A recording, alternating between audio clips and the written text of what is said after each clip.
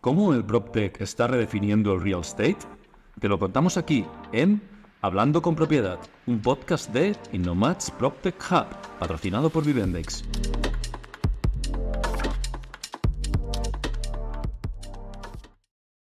Bienvenidos a todos y a todas a otro episodio de Hablando con Propiedad, el podcast donde exploramos sobre toda la capa de innovación y transformación digital en el sector inmobiliario. Hoy, como ya sabéis, yo soy Xenia y hoy tenemos a mi compañera Sofía que se estrena en el podcast. ¿Qué tal, Sofía? Gracias, un placer estar acá.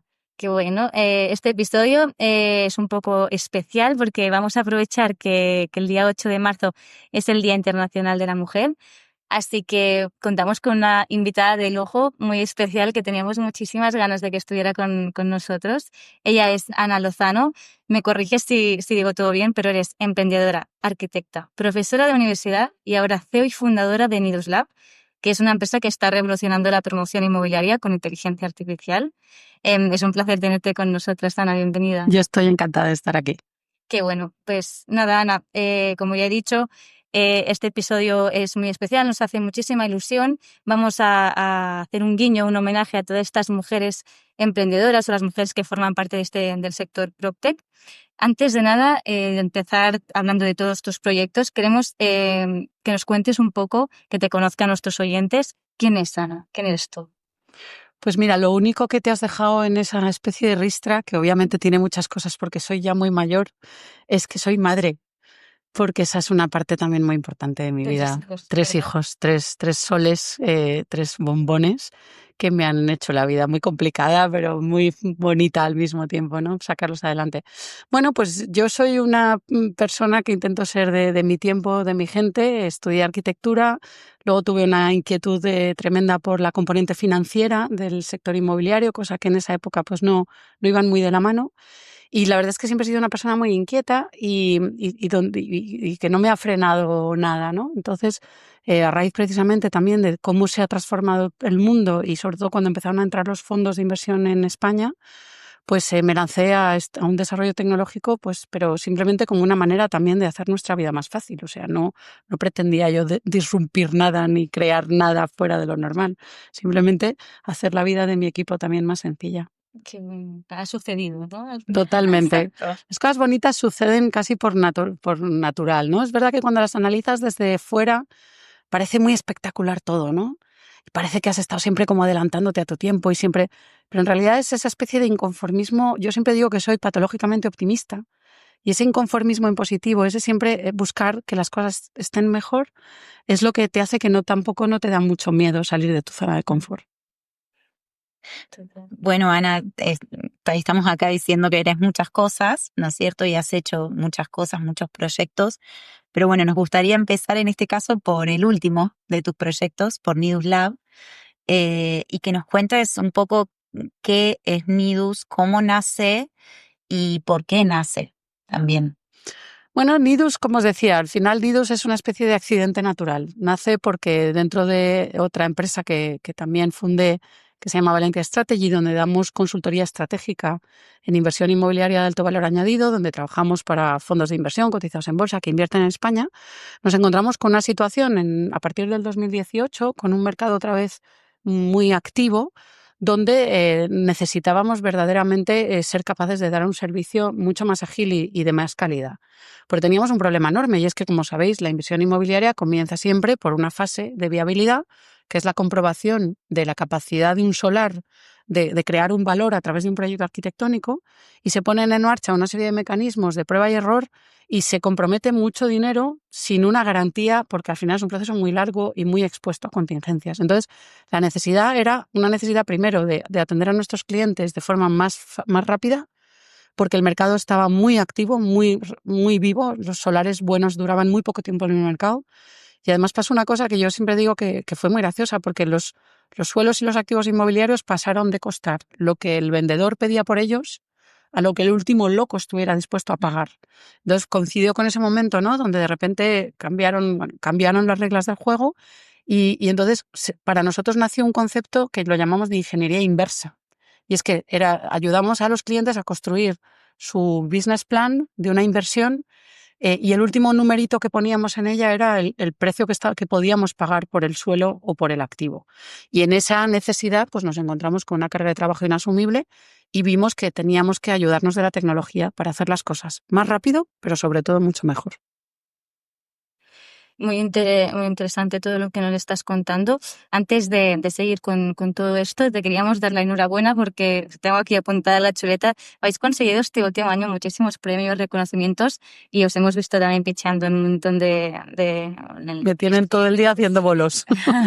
el South Summit de Madrid, en los premios Emprendedoras 2024, y también nos consta que en el Mobile World Congress, que está siendo esta semana en Barcelona, también habéis tenido muchísima repercusión. Pero Nidus nace en 2023, si no me equivoco. Mayo 23. Y es que en su primer año de vida ya facturasteis 198.000 euros. ¿Cuál es la clave del éxito? ¿Cuál crees que fue la clave del éxito? Bueno, yo creo que hay dos cuestiones, ¿no? Hay una, en el ecosistema generalmente emprendedor hay una palabra mágica que es el momentum, ¿no? Que es esa famosa situación idílica en la que la tecnología sale en el momento más adecuado. Porque muchas veces yo siempre digo, y me lo habréis oído, me lo habréis leído, que una transformación digital es un 80% personas y solo un 20% tecnología. Las personas tienen que estar preparadas para entender la tecnología, preparadas para entender que la tecnología les va a hacer su vida más fácil. Entonces, nosotros realmente, Nidus se había incubado y se había empezado a desarrollar a partir del año 2019, en realidad 2020, dentro, que siempre digo a lo broma que estábamos haciendo inteligencia artificial sin saberlo, como la fábula, y nació, pues como se explicaba antes, en ese contexto de búsqueda de soluciones tecnológicas, de una manera muy natural dentro de nuestras actividades de I+D. Y cuando teníamos ya un producto viable y podíamos haber comercializado, pues yo me di cuenta que el sector no estaba preparado, que verdaderamente nos hubiéramos pegado una castaña, porque el sector no estaba preparado para entender que había un ordenador que era capaz de emular el proceso que una persona, y sobre todo un proceso creativo, ¿no? Entonces la decisión fue quedarnos un poco dentro del armario, seguir probando, poner a prueba la tecnología con proyectos reales, con clientes reales y asegurarnos de que de verdad era un producto más que un producto viable, era un producto muy robusto y que funcionaba muy bien. Y ya solo nos quedó esperar a la explosión del ChatGPT. Entonces, claro, cuando sale ChatGPT y de repente hace el tsunami, ¿no? de la IA, todo el mundo empieza a pensar que es una necesidad, ¿no? Bueno, primero ya sabéis que hubo dos olas, ¿no? La gente que le cogió mucho miedo, la gente que le cogió un entusiasmo tremendo. Este año, yo creo que el año 24 ha sido un año un poco de empezar a pensar dónde me va a ser útil a mí, o sea, el despertarte un poco del sueño o de la pesadilla en función de dónde estuvieras y de pensar cómo lo puedo utilizar yo, ¿no? Entonces, nosotros aprovechamos ese momento pero en realidad nos vinieron a buscar, o sea, fueron nuestros clientes los que, sabiendo que teníamos esa tecnología guardada en un cajón, usándola pero solamente de manera interna, nos dijeron, oye, esto lo tenéis que ofrecer al mercado. Entonces, nacimos con producto y cliente. Las startups normalmente pues nacen con una idea, les cuesta mucho encontrar el market fit. Van vendiendo un producto que no está del todo terminado, hay mucho debate, lo sabes, ¿no? En torno a, no, se debería vender rápido, ir ajustando el producto, deberías esperar a que el producto estuviera más acabado, hay un debate enorme. Entonces, en realidad nosotros nacimos, digamos, con una demanda ya de los primeros champions, de las primeras empresas que creyeron y apostaron muchísimo por nosotros y estuvieron dispuestos a ayudarnos en ese desarrollo para que fuéramos más rápido también y pudiéramos darles mejor servicio. Súper bien. Quería, centrándonos un poquito más dentro de la solución, leíamos que, no sé si es cierto, si no me corriges, que Nidus produce 100.000 proyectos por segundo sin errores. Es una cifra impresionante, ¿no? ¿Cómo se consigue esto? Bueno, de sin errores todavía no pondría. Bueno, a ver, los errores, los errores están ahí, ¿no? Forman parte de la vida y obviamente pues hay que saber manejarlos y son los que nos ayudan a aprender y a seguir avanzando. Lo de los 100.000 proyectos por segundo sí que de alguna manera es verdad que suena como muy guau, pero es verdad. Lo que nosotros hemos hecho es algoritmizar todo el proceso de diseño arquitectónico. En la fase inicial, obviamente, ¿eh? Luego, por supuesto, que luego hay todo más etapas en la cadena de valor que nosotros no abordamos. Entonces, lo que hicimos es un algoritmo que lo diseñamos, lo programamos para hacer exactamente lo mismo que hacía un arquitecto. La diferencia es que el algoritmo es capaz de hacerlo infinitamente más rápido y, por lo tanto, muchísimas más veces. Entonces, lo que conseguimos, las primeras versiones del algoritmo a lo mejor eran capaces de iterar 10 veces por segundo, 50 veces por segundo, 1000 veces por segundo. Pero, por otro lado, también teníamos una obsesión de que os sonará ridículo, pero que la huella de carbono del algoritmo también fuera lo más reducida posible, que el algoritmo fuera lo más eficiente posible. Entonces, no nos conformábamos con que el algoritmo hiciera el trabajo. Cuando teníamos una rutina que ya funcionaba, nos dedicábamos a perfeccionarla para que la hiciera de una manera mucho más rápida. ¿Por qué? Porque éramos conscientes de que toda esa computación en nube se está haciendo a costa de un consumo energético muy importante y entonces si conseguíamos que se hiciera muchísimo más rápido y fuera más eficiente, su propia huella de carbono y el consumo en servidores también era muchísimo mayor, De hecho, menor, ¿no? es una problemática que estamos viendo ahora, ¿no? Porque el boom de la IA, estos 2 últimos años, el pasado todavía no se hablaba de esto, pero este año ya se empieza a hablar de toda la computación, de todo el impacto que genera todo esto. También el nuevo, ¿cómo se llama? La inteligencia artificial china que ha salido, el DeepSeek, ¿no? El nuevo, que también dicen que es con menos impacto de la huella de carbono y todo eso. Ahora, este es el problema, ¿no? Nuevo, que un poco que sale también. Bueno, hay una paradoja. Yo pienso, efectivamente, o sea, cualquier gran revolución de la historia de la humanidad ha venido con otros daños colaterales, pero que luego han contribuido han contribuido tremendamente al progreso. Por ejemplo, bueno, recordáis el efecto Ford, ¿no? O sea, los coches en Europa ya existían 30 años antes que Ford. Ya había, lo que pasa es que eran coches de lujo que estaban solamente disponibles para familias con gran poder adquisitivo, que se fabricaban de manera muy artesanal. Cuando Ford apuesta por un coche producido en serie, asequible, fijaros cómo podemos hacer paralelismos con la problemática de la vivienda ahora mismo, ¿no? Cuando se plantea producir un coche en serie y asequible para que realmente lo pueda utilizar toda, pues la gran parte de la sociedad americana, en realidad el impacto está yendo mucho más allá, el impacto fue brutal y global en toda la economía americana, sobre todo por la forma en la que están las ciudades americanas, que son muy dispersas, la necesidad de desplazarse, etcétera. Entonces, el consumo energético, evidentemente, ahora mismo es uno de los puntos más relevantes dentro de.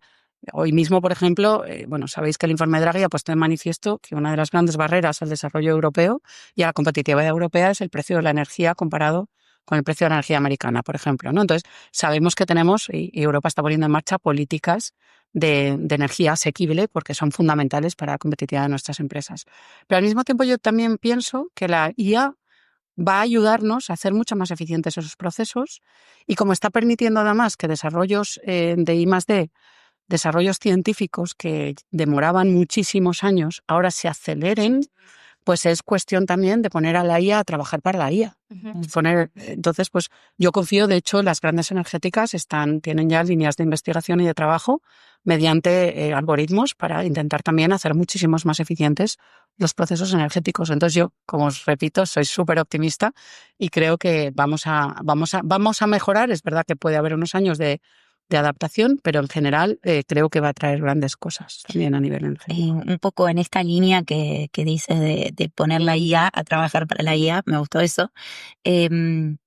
¿Cómo se entrena una IA para que haga lo que hace, por ejemplo, una herramienta como Newslab?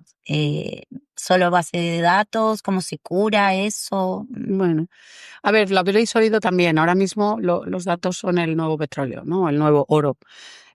Datos, nuestra sociedad genera muchísimos datos. Lo que pasa es que primero ni los recuperábamos de una manera ordenada y sobre todo tampoco sabíamos cómo trabajarlos. Al final tenemos tanta cantidad de información que sin un algoritmo que nos ayude a reconocer patrones y a seleccionar y a curar esos datos y quedarnos solamente con los más relevantes, todos esos datos no hacen más que generar muchísimo ruido. Pero hay un matiz importante y es que cuando hablamos de IA, o sea, si a mí muchas veces me dicen, dame la definición más sencilla de la IA, que la entienda mi abuela. Pues la IA al final no es más que una rama de la informática que apoyándose en formulaciones matemáticas pretende emular la inteligencia humana. Esa para mí es la definición más sencilla. Dentro de eso es un paraguas muy grande que entran muchas técnicas diferentes. Se ha hecho muy famosa la de los modelos fundacionales y las redes neuronales porque la gran explosión de las herramientas conversacionales tipo ChatGPT funcionan con esas técnicas. Pero no son las únicas técnicas de IA. Al final, cualquier proceso de algoritmización de un proceso propio de inteligencia humana se puede considerar una inteligencia artificial. Entonces, en nuestro caso, por ejemplo, como desde el principio nacimos con una preocupación enorme por la gobernanza del dato, primero porque sabéis que en nuestro sector una de las grandes barreras que tenemos es que nuestro dato está muy desestructurado. Es un sector muy fragmentado, donde intervienen muchísimos jugadores distintos, con cadenas de valor muy diferentes, con tamaños muy diferentes, y además un sector que trabaja en silos, que le cuesta compartir la información. En ese contexto, realmente los sets de datos suficientemente relevantes como para entrenar una IA tradicional con mecanismos, por ejemplo, de machine learning, a nosotros nos parecía totalmente inviable. Y además la barrera técnica nos preocupaba muchísimo de quién era, nos preocupaba lo que os he dicho, la gobernanza del dato. Para nosotros el respeto al dato en un sector en el que el dato se considera prácticamente ese know-how valioso que cada compañía ha atesorado a base de prueba y error, es decir, de una manera muy dolorosa, las lecciones se han aprendido a base de errar mucho y corregir, nos parecía que era fundamental que ese dato se protegiera muchísimo y permaneciera siempre en el cliente. Y por otro lado, nuestro algoritmo lo que consigue es que además todo lo que llamamos el dato sintético, la diferencia entre el dato crudo y el dato sintético es el que se obtiene a partir de una IA o de un algoritmo.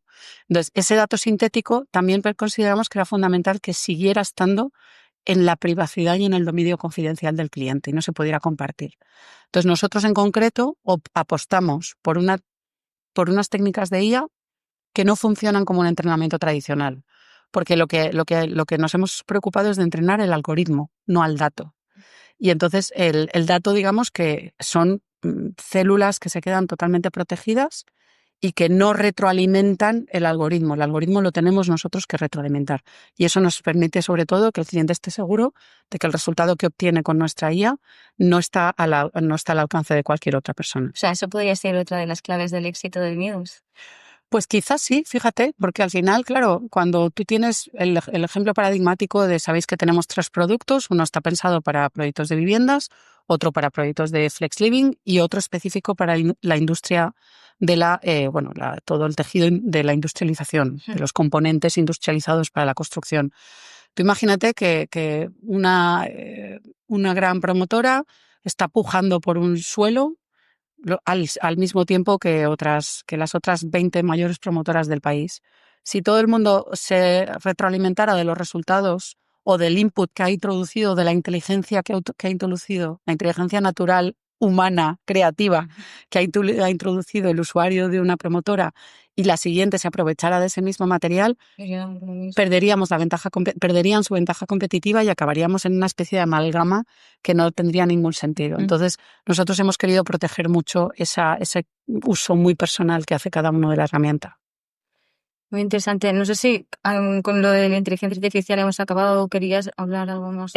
Sí, bueno, no, quizás preguntarte un poco, lo explicabas recién, pero bueno, si podemos ir un poquito más allá y pensar en qué estado estamos con respecto a la IA en el sector del real estate, en el sector inmobiliario. Digo, esta ventaja competitiva ¿se está dando realmente a través de la IA? ¿Le falta todavía? La pregunta es estupenda y una muy parecida surgió hace un par de semanas en Madrid, en la radio. Y voy a aprovechar de mi gran amigo Carlocho, que fue lo que dijo, luego ya te diré lo que yo dije. Carlocho decía que el real estate estaba en el año del bautismo de la IA.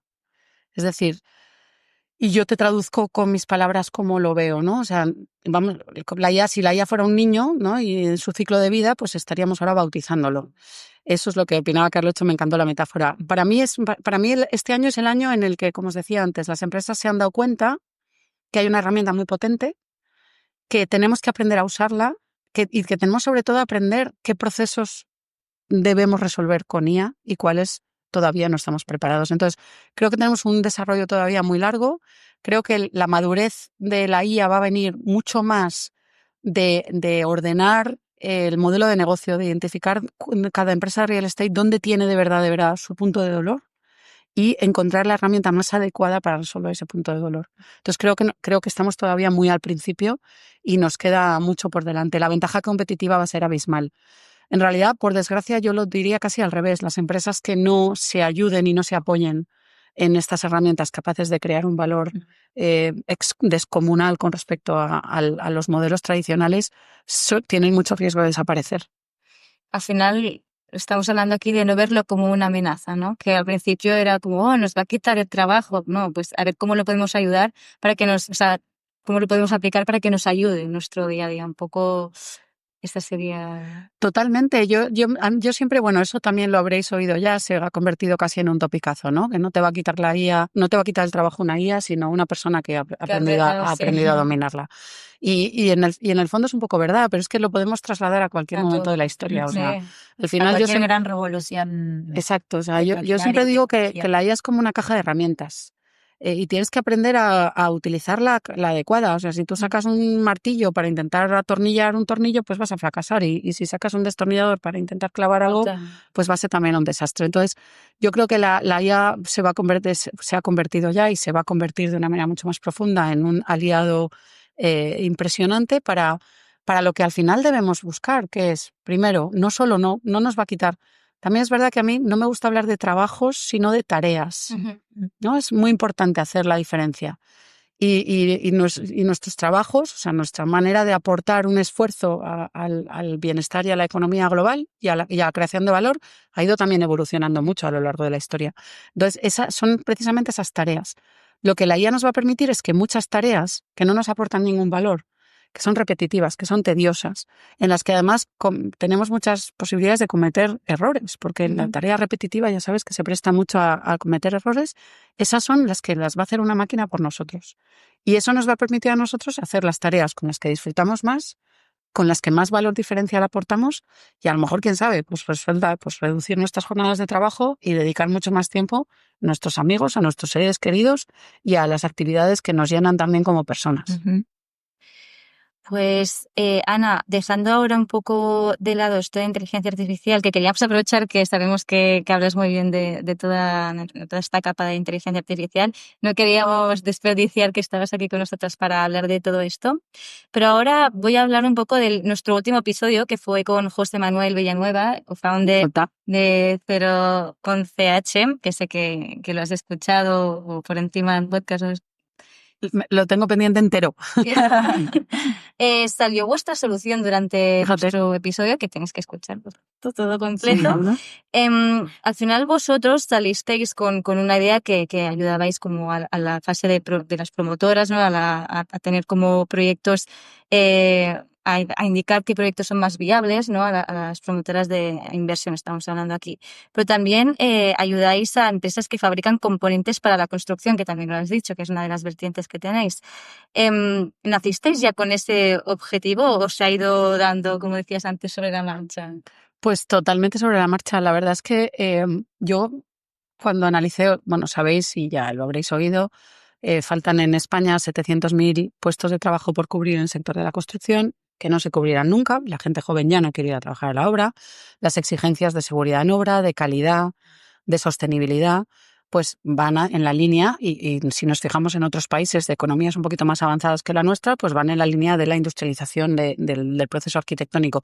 Yo personalmente pienso que el futuro de la construcción va a ser elementos industrializados en fábrica y con un montaje asistido por robots en obra. Y entonces, yo cuando dices, bueno, pues es que esto parece tan evidente, ¿cómo es posible que no haya un sector de industrialización súper floreciente? Porque la mayor parte de las quejas de los promotores es que no pueden utilizar soluciones industrializadas, pues porque hay muy pocas empresas que las facilitan, están con su carga de trabajo a tope, no salen más, sale todavía un poquito más caro, etcétera, etcétera. Entonces yo estudié un poco esa situación y me encontré con un elemento que bastante increíble, y es que una empresa industrializada, aunque como decíamos antes, ¿no? Aunque nos fijamos en la industria del automóvil, intentamos replicar el sistema de construcción en una línea del automóvil, en la construcción tenemos un elemento muy diferencial y es que todos los proyectos son prototipos, porque no estamos preparados para de repente ver todas las viviendas exactamente iguales como los coches. Cuando se diseña un coche, pues se fabrican millones de unidades idénticas, ¿no? Entonces, incluso un sistema constructivo asistido por robots para su fabricación que esté perfectamente detallado, se tiene que adaptar al proyecto. Y esa adaptación del proyecto se tiene que hacer necesariamente con un trabajo de arquitectos y de ingenieros de ajuste que requiere muchísimo esfuerzo, muchísimo tiempo y que incurre al final en error, como decíamos antes, ¿no? Entonces, la razón por la que las empresas no terminan de arrancar es porque es muy arriesgado y muchas de ellas han quebrado ya porque es muy difícil que sea rentable una empresa de construcción industrializada. Entonces yo, cuando conocí ese problema, me acerqué a una de ellas, de una persona muy conocida, y intenté entender un poco cómo estaban funcionando y me tiré a la piscina completamente y le dije, oye, pues mira, yo creo que con la experiencia que tenemos y el trabajo que hemos hecho de algoritmización del proceso de diseño, me atrevería a haceros una solución a medida.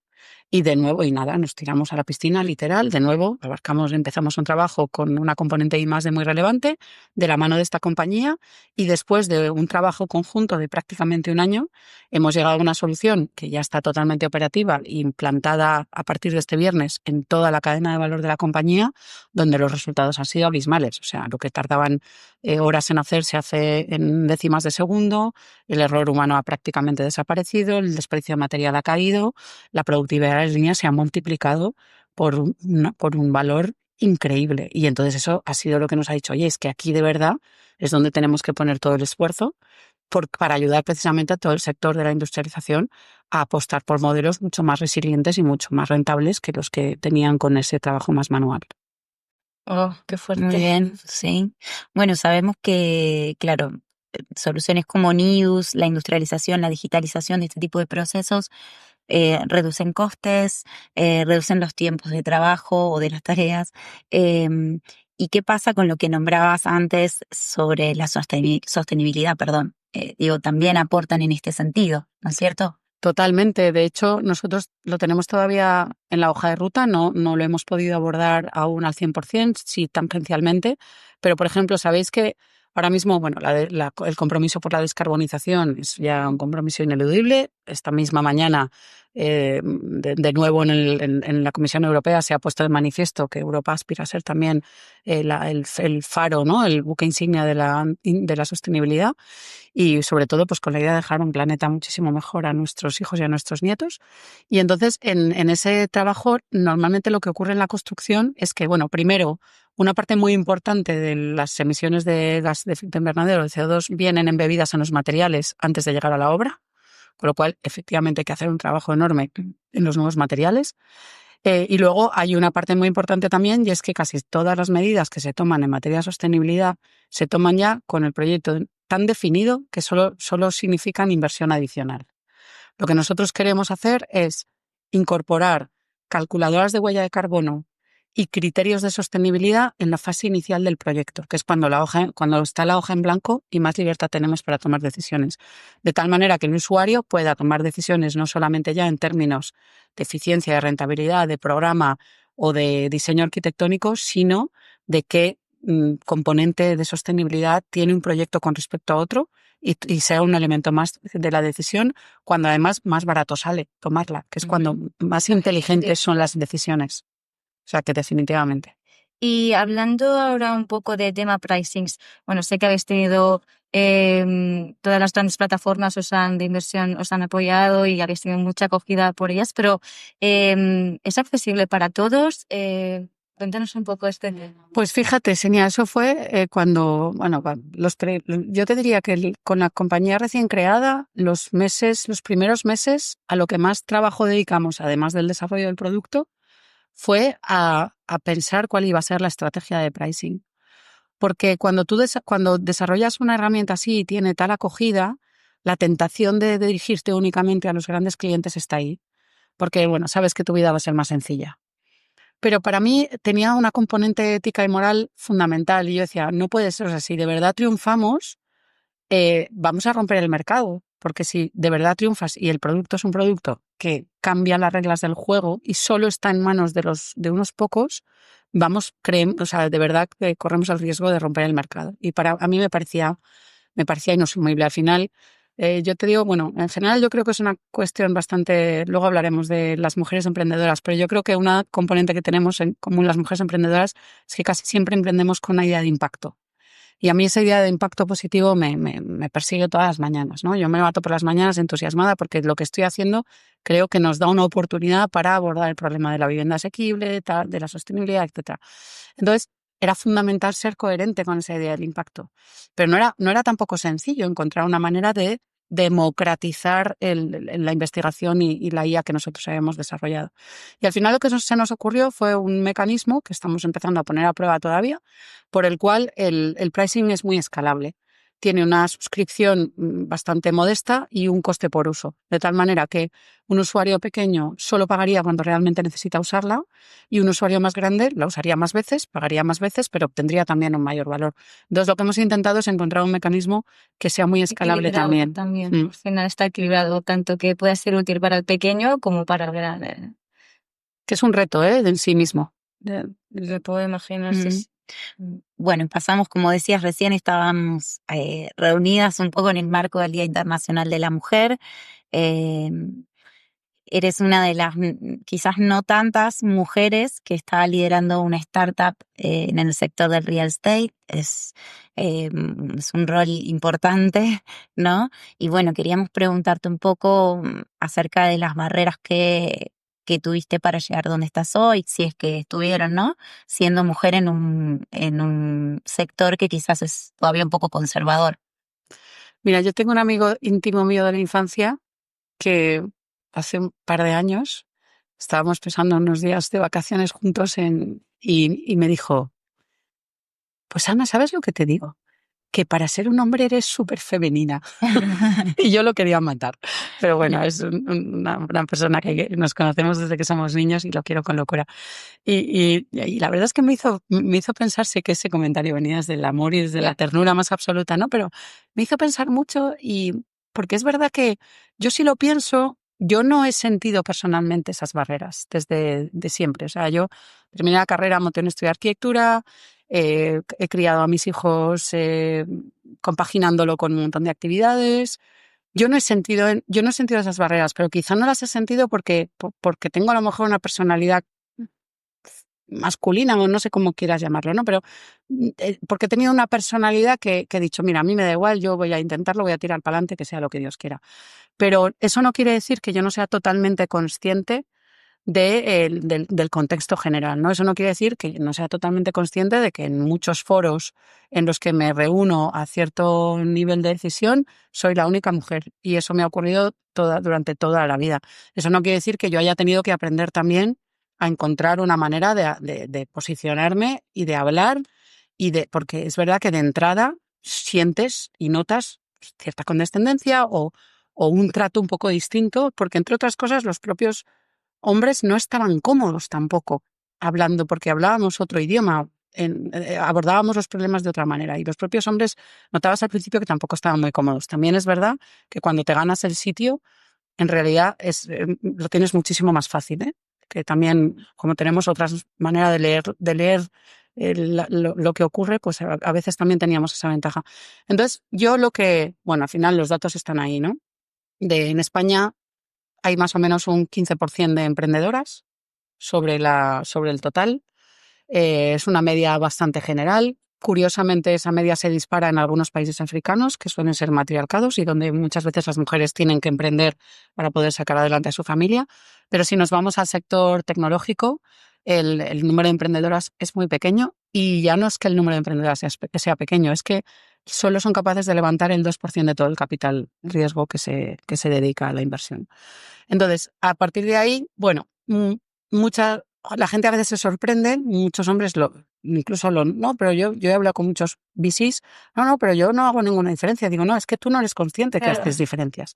Hay un estudio súper interesante de una profesora de la London Business School of Economics que hizo un estudio científico que acabó, no os voy a aburrir, os daré la referencia porque es muy interesante las conclusiones, pero acabó llegando a la conclusión de que los sesgos son inconscientes, pero están ahí.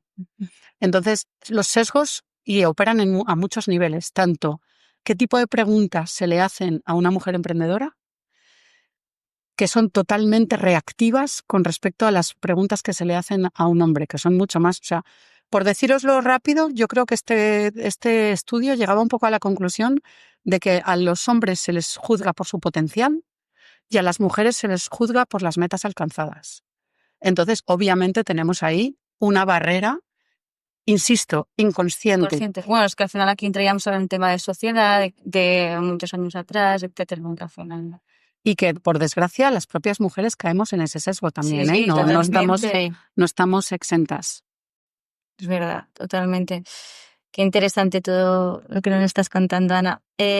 Ahora un poco haciendo recap de lo que hemos ido hablando, hemos empezado por tu proyecto final, Nidus Lab, ya nos has ido soltando pequeños spoilers, pero ¿qué nos podrías contar de tu background? Eres arquitecta, ya nos lo has dicho, pero también qué has ido haciendo en cada etapa, ¿no? También nos has dicho que construiste una empresa desde cero, un estudio de arquitectura, pero que nos cuentes qué más has hecho, porque sabemos que has hecho muchas cosas.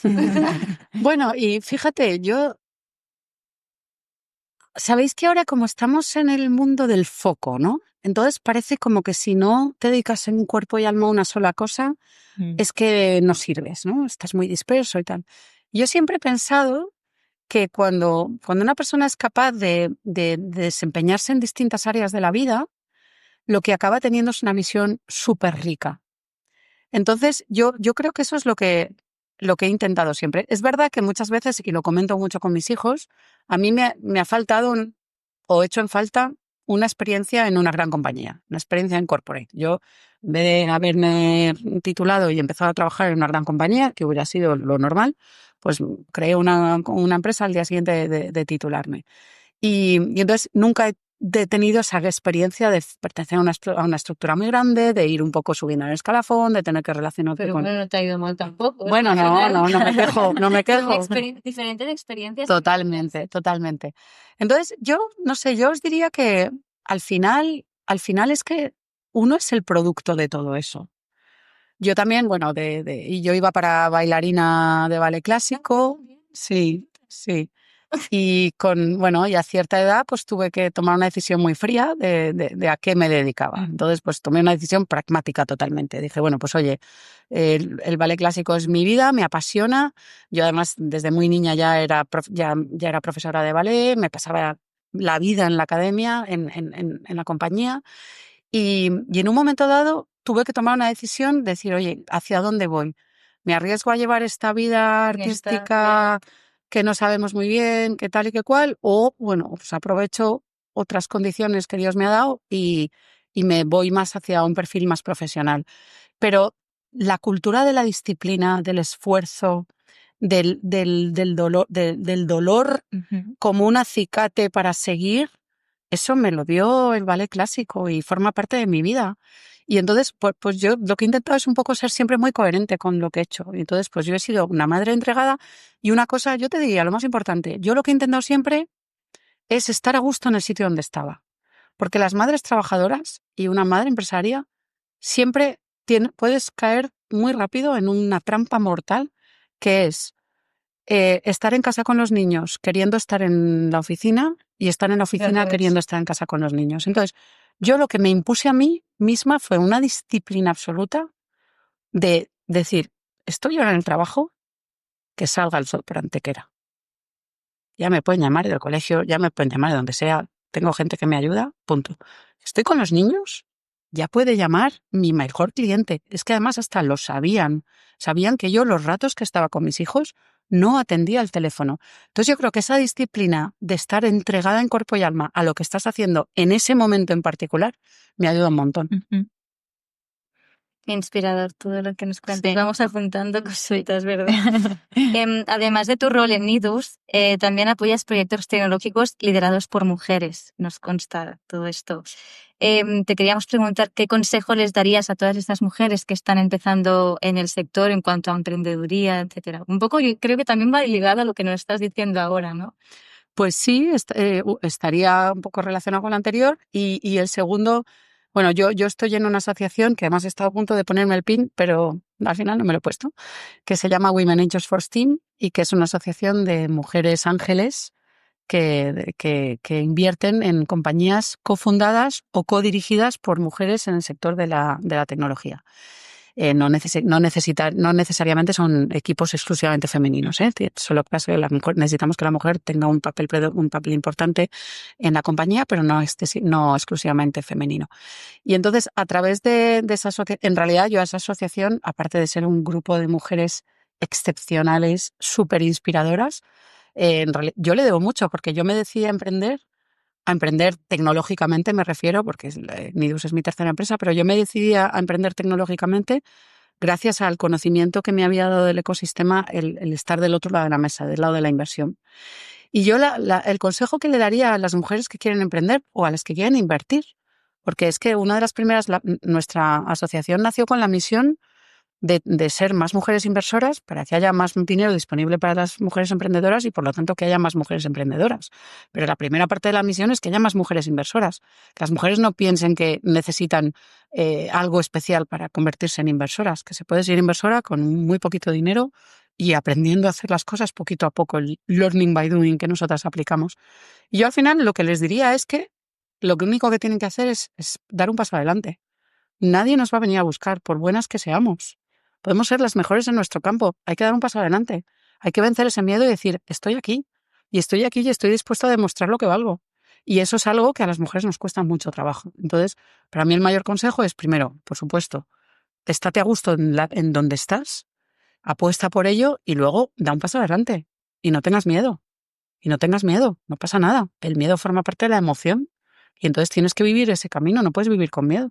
Entonces, ese paso adelante, ese ganar visibilidad, ese ganar confianza, nos va a ayudar también a tener muchos más roles, más ejemplos y que las niñas más pequeñas, las mujeres más jóvenes, se sientan identificadas y digan, oye, pues yo también puedo estar ahí, yo quiero estar ahí. Y antes, volviendo un poco para atrás, porque no nos has contado al final que empezaste con tu estudio de arquitectura y luego montaste tu empresa que has nombrado antes, ¿eh? Pero para que quede también... Bueno, yo soy hija de arquitecto y mi padre es catedrático jubilado, bueno, en la reserva, como le gusta decir a él. Y bueno, pues yo me crié casi en la obra, me crié rodeada de arquitectura y cuando terminé la carrera, aunque yo terminé la carrera en Francia, empecé a trabajar en París, los primeros años los pasé allí.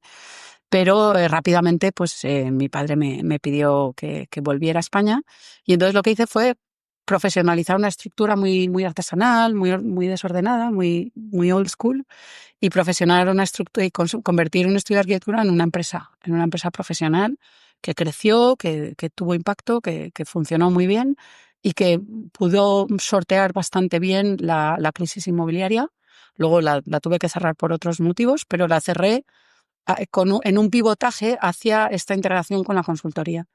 Yo me había dado cuenta en la crisis inmobiliaria, me había dado cuenta que en España hacíamos dos tipos de proyectos. Hacíamos o edificios icónicos que no eran sostenibles desde el punto de vista financiero, pero que era como el prêt-à-porter.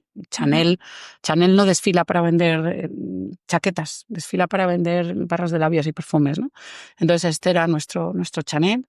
Y luego había proyectos en pura rentabilidad, que tenían edificios de muy poca calidad detrás. Y al final los edificios de poca calidad pues nos perjudican. Nos perjudican en las ciudades, nos perjudican como sociedad, nos perjudican a las personas que viven en ellas. Y entonces yo tuve como muy claro que debía haber un 2.0 cuando saliéramos de la crisis.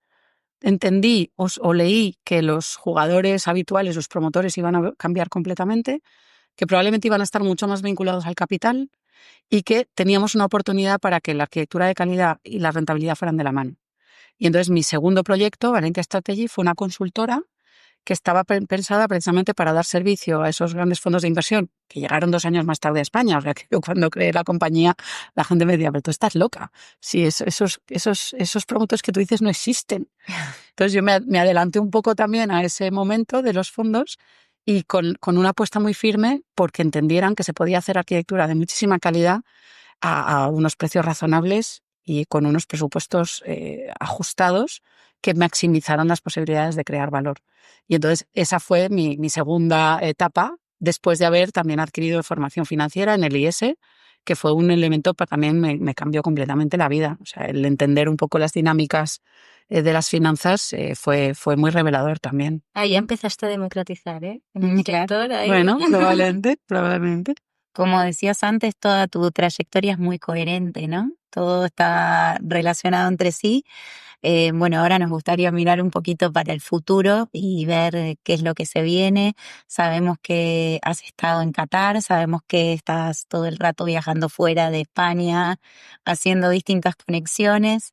Ahora mismo Nidus opera únicamente en España. ¿Está la visión de ampliarse globalmente? ¿Cómo se ve a futuro? Sí, hombre, desde luego, por varias razones. Ahora mismo sí operamos en España y todavía creciendo en cuota de mercado. La adopción no es sencilla, es lenta. Las empresas, en realidad, Nidus es que como va tan al fondo del proceso, está también, las empresas están dando cuenta que también tienen que modificar cosas de cómo operan dentro de la compañía.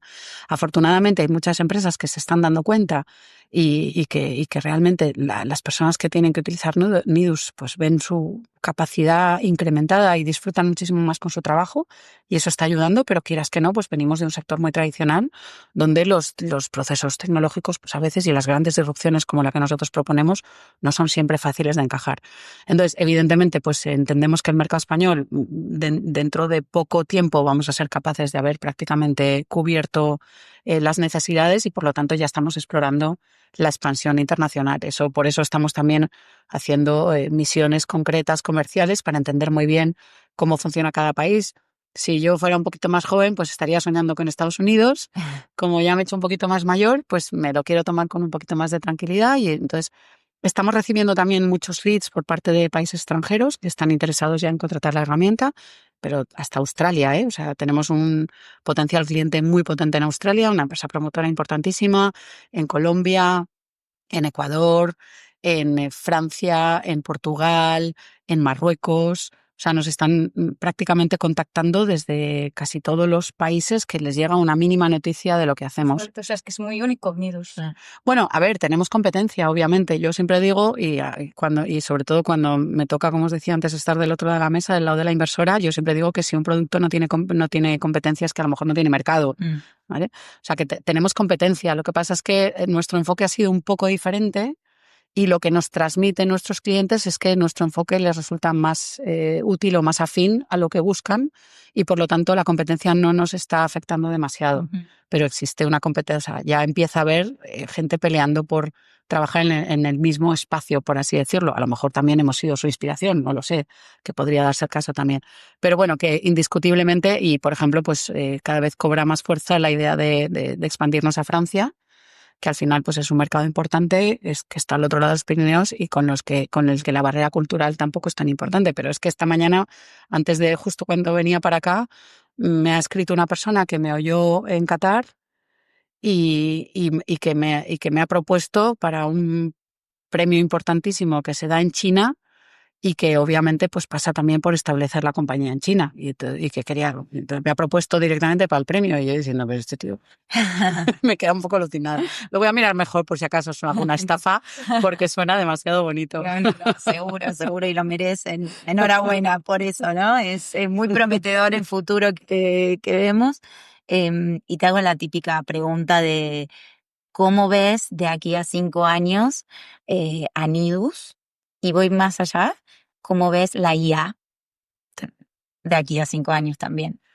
Bueno, pues la IA, pues mira, veo alguna gente alguna gente de IA incorporado con naturalidad a los consejos de administración de las compañías, sin ningún problema, a los comités ejecutivos de las compañías, sin ningún problema, a la fuerza de trabajo natural de las compañías, sin ningún problema, cada uno evidentemente con sus atribuciones distintas. Ya habéis visto que bueno, hasta hace nada OpenAI ha filtrado ya cómo tiene previsto facturar los agentes en función también del valor que aportan, y cómo lo asimilan a lo que sería un puesto de trabajo convencional, ¿no? O un rol convencional dentro de la compañía. Entonces la veo ayudándonos y asistiéndonos en un montón de tareas, y ayudándonos también pues, a hacer cosas, a ir muchísimo más lejos como humanidad. Y a Nidus, ¿cómo la veo? Pues a Nidus me encantaría verla como una herramienta fundamental para hacer una edificación residencial más asequible, más resiliente y más sostenible. Eso sería mi sueño, claro.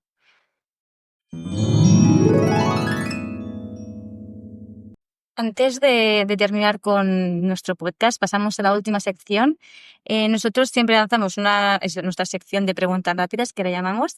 Lanzamos unas preguntas rápidas donde solo puedes responder con un sí o con un no. Venga, ¿no tenéis hormigas? No, ahora que salgan. Nada, empezamos con ello. Venga.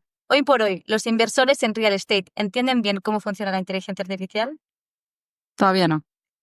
¿La inteligencia artificial podría ayudar a solucionar la crisis de vivienda asequible? Definitivamente sí. ¿Crees que las tecnologías como la de Nidus serán la regla en el mercado inmobiliario de aquí a unos años? Sí. ¿La industrialización del sector inmobiliario es inevitable? Sí. ¿Veremos edificios diseñados 100% por IA en el futuro? No. ¿Es más difícil para una mujer levantar inversión en el sector PropTech? Desgraciadamente sí. ¿Es clave que las mujeres en PropTech se asocien entre ellas para impulsar el cambio en el sector? Sí, y que se asocien con hombres también. Los hombres son una parte fundamental del sector. Perdón, no te he dicho solo sí o no. Está bien, te perdonamos.